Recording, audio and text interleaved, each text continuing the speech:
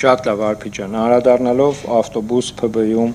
ձեր կողմից նշված իրավիճակին։ Այն ինչ որ դուք հիմա ինձ ասում եք, որ այս պահին 60 ազատման դիմում, այսպես ասած տնօրենի սեղանին է, ես առաջի անգամ այս պահին ձեզանից եմ դրա մասին լսում։ Ես գիտեմ, որ երեք ավականու մեր գործընկերներից մեկը հայտարարել էր, որ 50 հոգի արդեն ազատված է, որից հետո Երևան ավտոբուս ՓԲ-ի մամուլի քարտուղարը ասաց, որ դա իրականությանը չի համապատասխանում,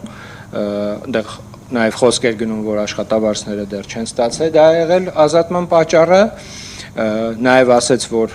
աշխատանքային իրենց պայմանագրով իրենք մինչև սույն ամսվա յուրաքանչյուր ամսվա մինչև ամսի 15-ն են ստանում իրենց աշխատավարձը, այդ մասով, իսկ ինչ վերաբերվում է ձեր նշված 60 դիմումներին, որոնք որ տնօրենի սեղանին են, ես խոսք եմ տալի, որ առնվազն բրիֆինգից հետո կապ կհաստատեմ տնօրենի հետ եւ ձեր ասածը կհաստատեմ, այսպես ասած, կամ կհերքեմ։ Իսկ ինչ վերաբերվում է